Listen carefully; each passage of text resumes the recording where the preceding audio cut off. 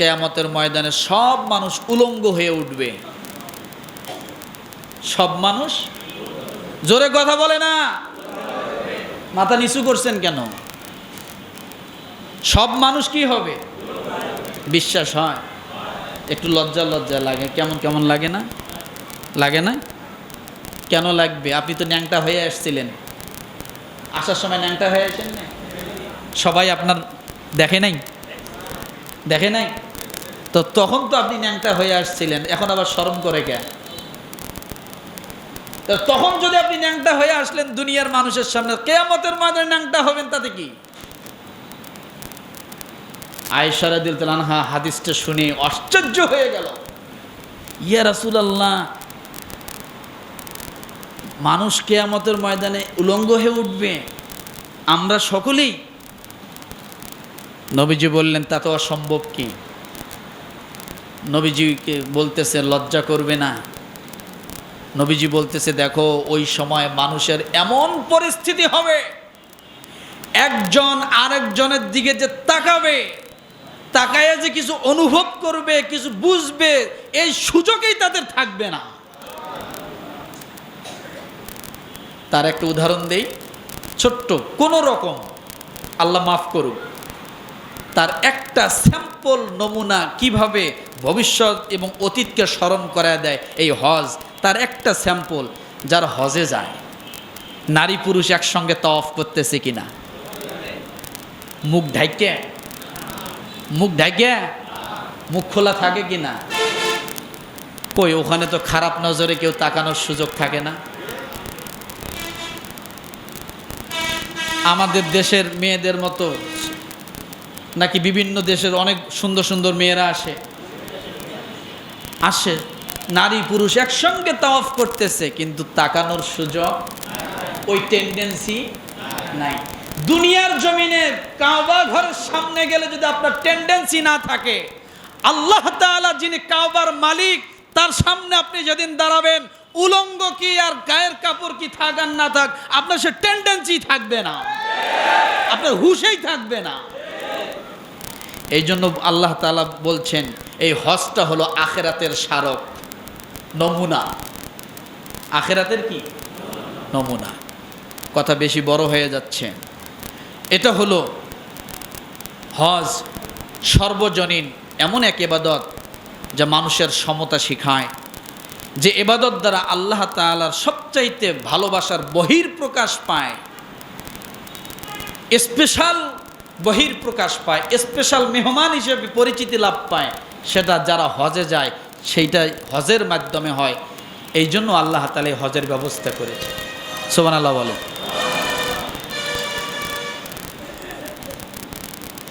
এই কাবা ঘরের ভিতরে অনেক কুলুশতা ছিল। ইব্রাহিম আলাইহিস সালাম সমস্ত কিছুকে সংস্কার করে কাবা ঘরকে পবিত্র করেছেন।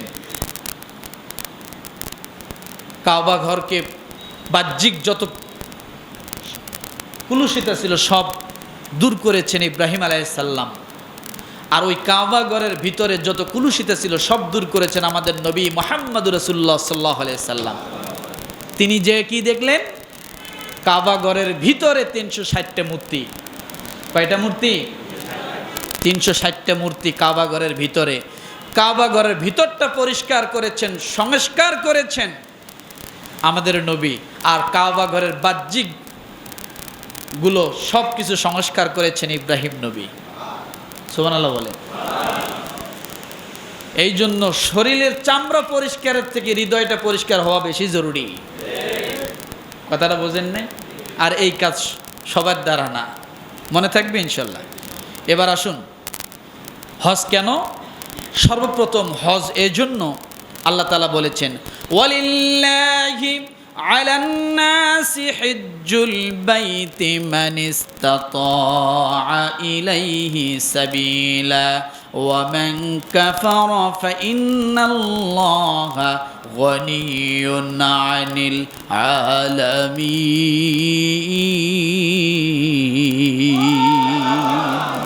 আল্লাহ বলেন সূরা আলে ইমরান আয়াত নাম্বার 97, কত?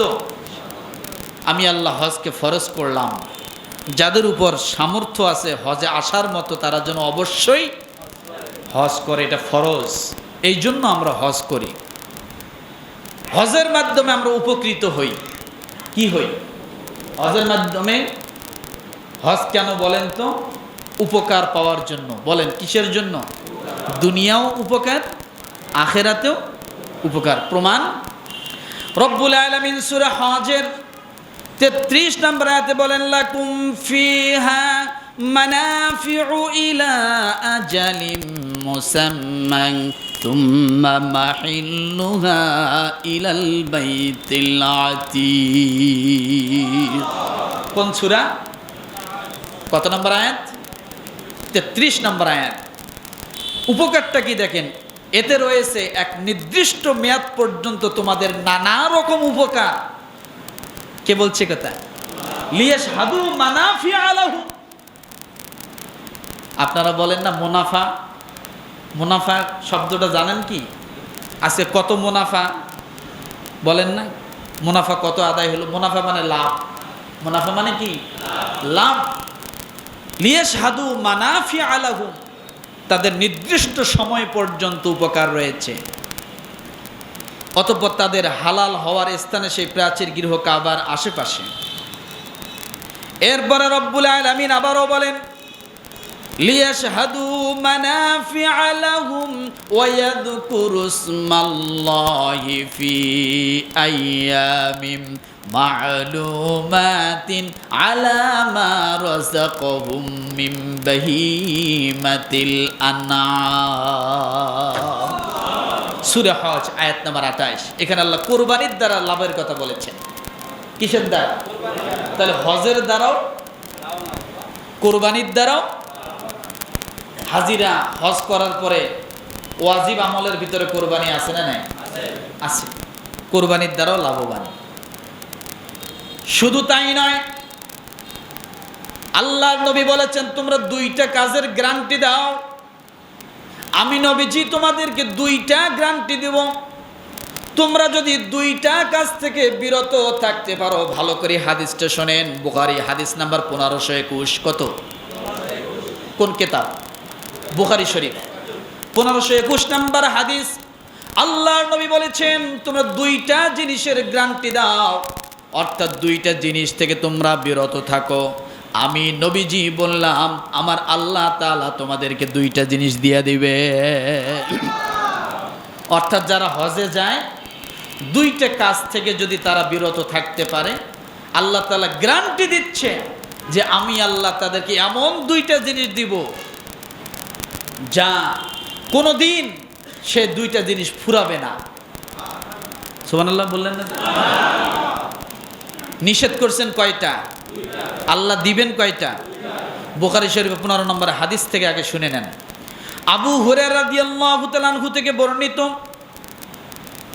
তিনি বলেন আমি নবী সাল্লাল্লাহু আলাইহি ওয়াসাল্লামকে বলতে শুনেছি, যে ব্যক্তি আল্লাহর উদ্দেশ্যে হজ করলো এবং হজে যাওয়ার পরে অশালীন কথাবার্তা ও গুনাহের কাছ থেকে ভালো করে বোঝেন, অশ্লীল কোনো কথাবার্তা যদি না বলে, গুনাহের যদি কোনো কাজ তারা না করে, আল্লাহর নবী বলেন ওই মানুষটা যখন হজ থেকে ফিরে আসবে, রাজাআকা ইয়াউমিন ওয়ালাদাতুহু উম্মা, সদ্যজাত বাচ্চা যেমন মায়ের পেট থেকে বাহির হয়, যেমন তার কোনো পাপ থাকে না, গোনা থাকে না, এই দুইটা কাজ থেকে যারা বিরত থাকবে, অশ্লীল কথাবার্তা বলবে না, গুনাহের কাজ করবে না, সেজন্য নিষ্পাপ সন্তানের মতো দুনিয়ার জমিনে আবার বাড়িতে ফিরে আসলো। কয় কাজ? অশ্লীল কথাবার্তা হজে যাইয়া বলা, আর কি গুনাহের কোনো কাজ করা যাবে না। শুধু তাই নয়, আল্লাহ রাব্বুল আলামিন তারপরে ডাক দিয়ে বলেন তোমরা এই কাজগুলো করিও না। এই কাজগুলো থেকে যারা বিরত থাকবে, আমার আল্লাহ তাআলা তাদেরকে অবশ্যই জীবনের সমস্ত গুনাহগুলো মাফ করে দিল একটা। দ্বিতীয় নাম্বার আল্লাহর নবী বলেন, দ্বিতীয় আল্লাহর তরফ থেকে যে তোমাদের জন্য পুরস্কার, সেটা হলো যে মানুষ সত্যিকারে হজ করার জন্য যায়, ওই মানুষকে আমার আল্লাহ তাআলা দুনিয়ার জমিনে কোনোদিন রিজিকের অভাব দিবেন না। অভাবটাকে কোনোদিন কি করবে না, গ্রাস করবে না। আর গুনাহ তার থাকবে না। কয় কাজ করলে? দুইটা কাজ থেকে যদি আমরা বিরত থাকতে পারি। সেই কথাই আল্লাহ বলেন, আল হাজ্জু আশহুরুম মা'লুমাত ফামান ফারাদা ফীহিন্নাল হাজ্জা ফালা রাফাসা ওয়ালা ফুসুকা ওয়ালা জিদালা ফিল হজ ওয়ামা তাফআলু মিন খাইরিন ইয়া'লামুহুল্লাহ ওয়াতাযাওয়াদু ফাইন্না খায়রাজ যাদিত তাকওয়া ওয়াত্তাকুন ইয়া উলিল আলবাব। সূরা বাকারা আয়াত নাম্বার 197। কত? আল্লাহ বলেন, হজের নির্দিষ্ট কয়েকটি মাস আছে। যে ব্যক্তি সেসব মাসে ইহরাম বেঁধে নিজের উপর হজ অবধারিত করে নেয়, সে হজের সময়ে কোনো অশ্লীল কথা বলবে না, ওয়ালা ফুসুক, কোনো অশ্লীল কথা, অশ্লীল কাজ করবে না, এবং কোনো গুনাহ করবে না, ঝগড়াও করবে না। তোমরা যা কিছু সৎকর্ম করবে আল্লাহ তা সব কিছু কি জানেন। ওয়াতাযাওয়াদু ফাইন্না খায়রাজ যাদিত তাকওয়া। এর অর্থ হলো, ওই যে বললাম যে এই কয়টা কাজ না করার কারণে আপনি হজে যাওয়ার জন্য যা কিছু করবেন সব জিকির। সব কি জিকির, সব জিকির। আপনি প্যারাসিটামল নিছেন, এটা তাকওয়ার অন্তর্ভুক্ত। ওয়াতাযাওয়াদু ফাইন্না খায়রাজ যাদিত তাকওয়া। আপনি যে লঙ্গিটা নিছেন, এটা তাকওয়ার বহিঃপ্রকাশ। আপনি যে হজে যাচ্ছেন, এটা তাকওয়ার বহিঃপ্রকাশ। মনে থাকবে? তাহলে হজ করার নিয়ত আছে কি নাই? বলেন, আছে কি নাই? হ্যাঁ, আছে হজ করার নিয়ত। এখন হজে যাইয়া কি শুধু দুনিয়া চাবো? হ্যাঁ, আল্লাহ আমার এবার নির্বাচনে পাশ করায় দাও, বিশাল বড় একটা বিল্ডিং করার তৌফিক দাও। হ্যাঁ, আল্লাহ তাআলা হজে যায় কি দোয়া করবেন এটা শিখাই দিছে। দোয়াটা বলবো? হ্যাঁ, এটা বলে শেষ করে দিচ্ছি। হজে যায় কি দোয়া করবেন? আল্লাহ পাক রব্বুল আলামিন সূরা বাকারার 200 নম্বর আয়াতে একটা ঘটনা বলতে যায়, বলেন, ওয়ামি ফামিনান নাসি মান ইয়াকুলু রব্বানা আতিনা ফিদ দুনিয়া ওয়া মা লাহু ফিল আখিরাতি মিন খালাক।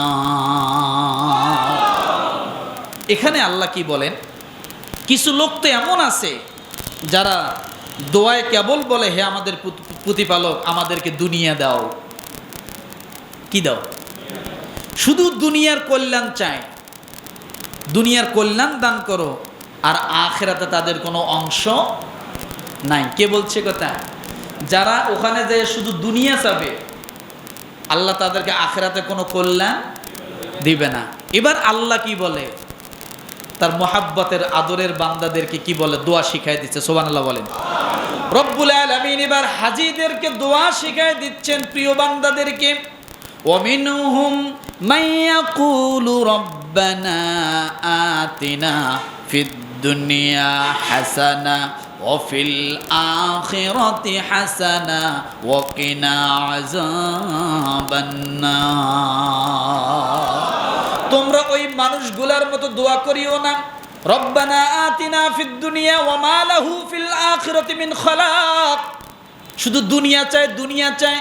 আল্লাহ বলে না, আমি আল্লাহ তোমাদেরকে দুনিয়া চাওয়ার জন্য শুধু না, আমি আল্লাহ তোমাদেরকে দোয়া শিখাই দিলাম, রব্বানা আতিনা ফিদ দুনিয়া হাসানা ওয়া ফিল আখিরাতি হাসানা ওয়া কিনা আযাবান নার। সূরা বাকারা 200, 201 দুইটা দোয়াই আছে। দুনিয়া চাইলে কি হবে আর দুনিয়া কেমনে চাইছে সেটা আছে, আর আল্লাহ যে দোয়াটা শিখাই দিলেন সেটাও কি কত নাম্বার আয়াতে আছে?